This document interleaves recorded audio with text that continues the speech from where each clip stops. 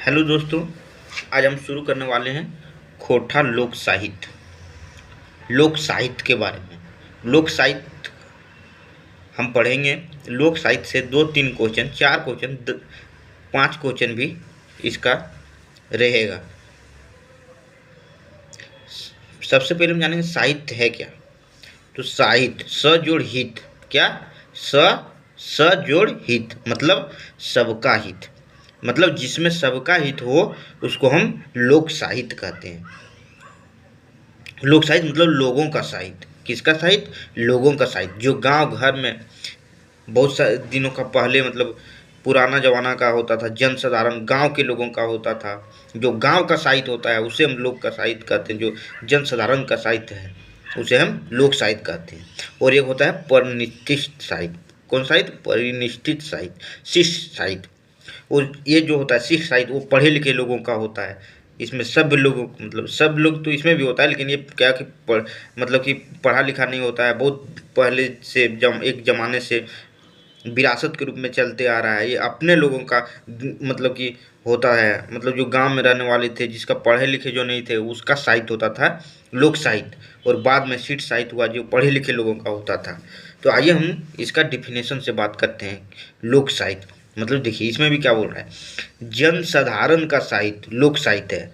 जन साधारण मतलब गांव के एक जो साधारण लोग हैं, जो गांव के समाज के लोग हैं, उसका जो साहित्य होता था उसको हम लोक साहित्य बोलते थे। जिन्हें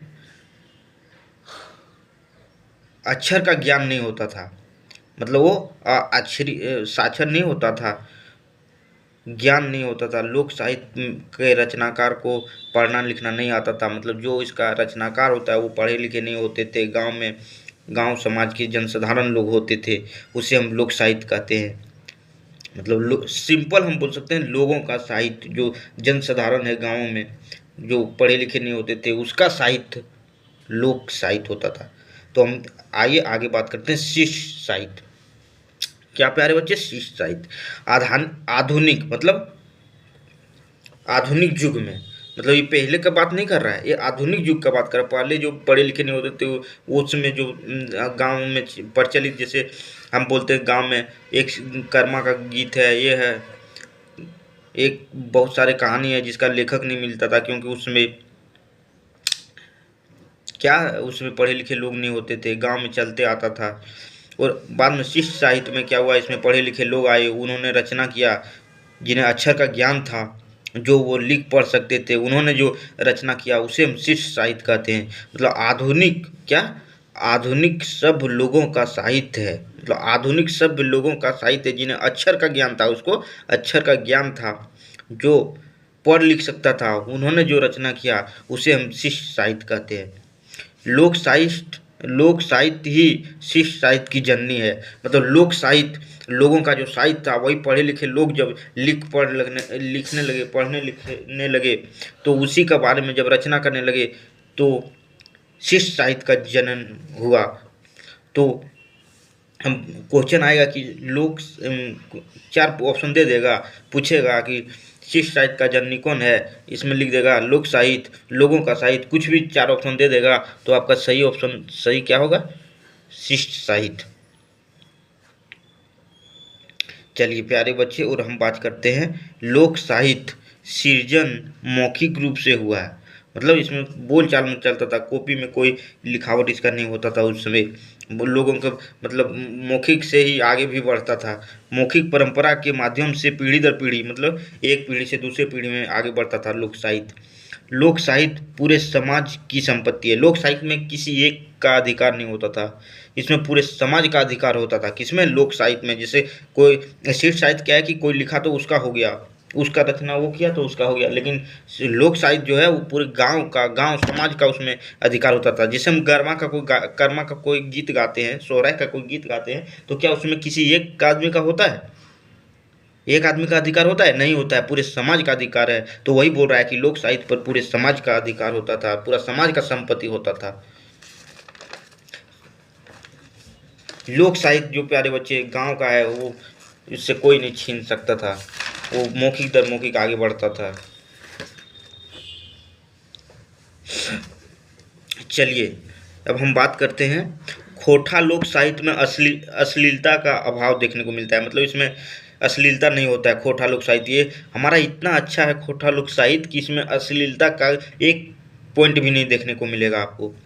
इसमें सहिष्णु होता है, मतलब इसमें सद्भावना देखने को मिलता है, मतलब गांव के लोग कैसे मिलजुल के रहते थे, कैसे मिलजुल के त्यौहार मनाते थे, कैसे मिलजुल के नृत्य करते थे, सभी चीज़ में एक दूसरे का आना जाना, सभी लोग मिलजुल के काम करते थे, कोई भी त्यौहार मनाते थे, वो किसमें लोक साहित्य में हमको देखने को मिलता था।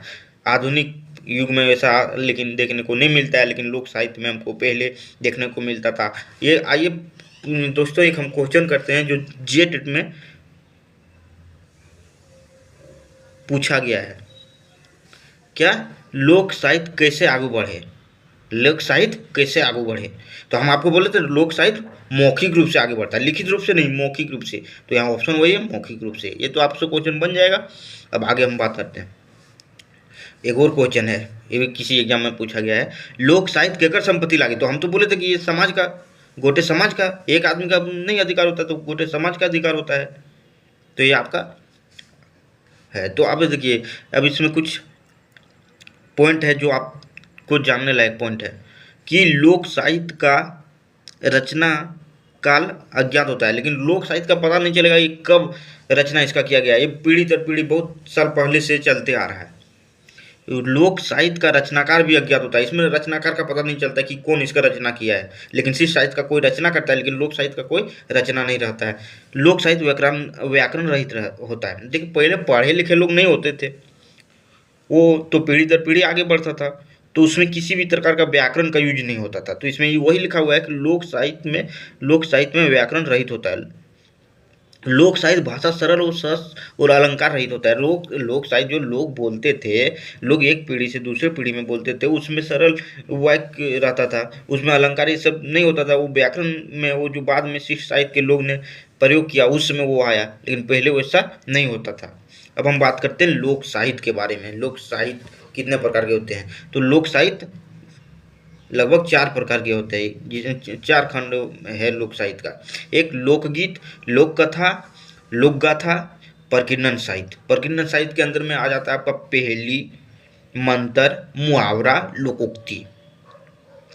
तो अब प्यारे बच्चे हम बात करते हैं कि एक क्वेश्चन आया था फिर आपको कि कौन बात टा लोक साहित्य के नजरें सही ना है, मतलब कौन सही नहीं है। लोक साहित्य रचनाकार अज्ञात रहे, बिल्कुल सही है। यहाँ ना पूछ रहा है ना। लोक साहित्य के रचनाकार अज्ञात रहे, बस बिल्कुल सही ये भी है। लोक साहित्य के भाषा अड़गुल भेंटा है। लोक साहित्य मौखिक रूपे आगे बढ़े, लोक साहित्य मौखिक रूप में आगे बढ़े, ये तो सही है। गलत यही हो जाएगा आपका सी नंबर। चलिए आगे बढ़ते हैं। आगे लोक साहित्य, फिर आपको पता है कि लोक साहित्य का 4 भाग होता है, लोकगीत, लोक कथा, लोक गाथा। लोक गाथा में एक ही को है। उसके बाद प्रकीर्णन साहित्य जिसमें लोकोक्ति, पहेली, मुहावरा, मंत्र भी आता है। खोटा लोक साहित्य पर रची गई प्रमुख पुस्तकें हैं। चलिए हम पुस्तक के बारे में बात करते हैं। खोटा लोक कथा 1987 में, कब? 1987 में। खोटा लोक साहित्य 1987 में। खोटा लोक साहित्य कब? 1987 में। इसका कब छपा था? 1987 में। संपादक डॉक्टर ए.के. झा। खोटा लोक कथा संपादक डॉक्टर ए.के. झा। खोटा लोक कथा संपादक डॉक्टर ए.के. झा। मैं 10 बार बोलूँगा, आपको ध्यान से सुनना है, आपको याद होना निश्चित है। अगर याद नहीं हुआ तो आप मुझे मैसेज कर सकते हैं। हो ही नहीं सकता कि आपको याद नहीं होगा। आप मेरा बात को ध्यान से सुनिएगा। खोटा लोक कथा 1987 डॉक्टर ए.के. झा, बस ध्यान से सुनना है। खोटा लोक कथा 1987 डॉक्टर ए.के. झा। प्रकाशक बोकारो खोटा कमेटी।